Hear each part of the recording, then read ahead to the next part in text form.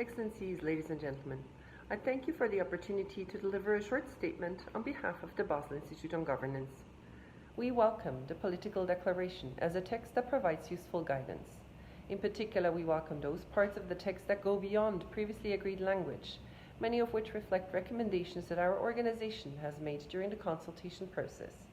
Among those, we in particular welcome that paragraph 11 calls upon Member States to go beyond the minimum in criminalization with reference to illicit enrichment, and paragraphs that encourage the adoption of regimes for both conviction and non-conviction based confiscation.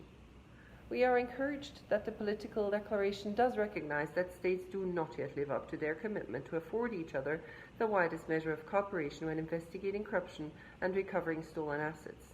In many countries, international cooperation remains burdened by unnecessary bureaucracy and sometimes procedural law that would appear to be biased in favor of the defense.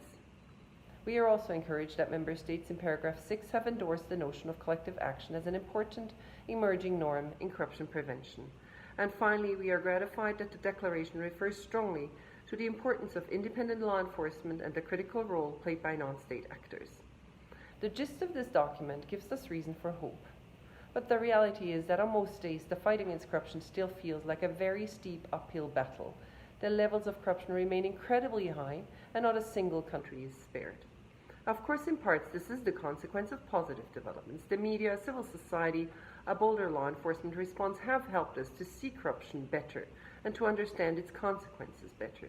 And we should celebrate this as a success, and in particular the many courageous individuals in law enforcement, in the media, ordinary people who resist and stand up, and many of them do so at great personal sacrifice.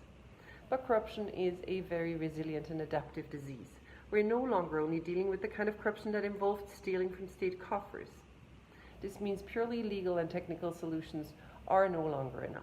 We must understand the political economy of corruption. We must invest in education so that still more people are able to see through the fog of corruption.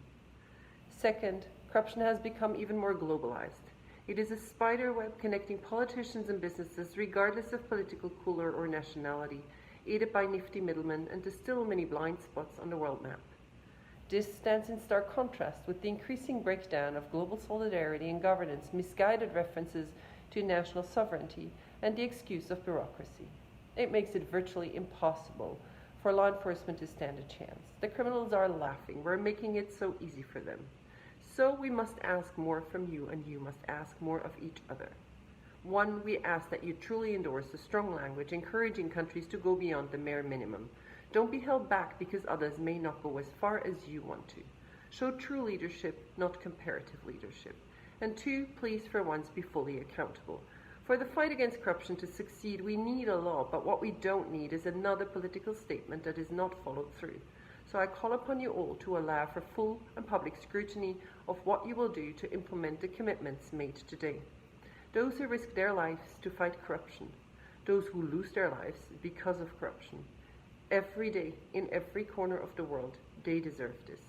I thank you.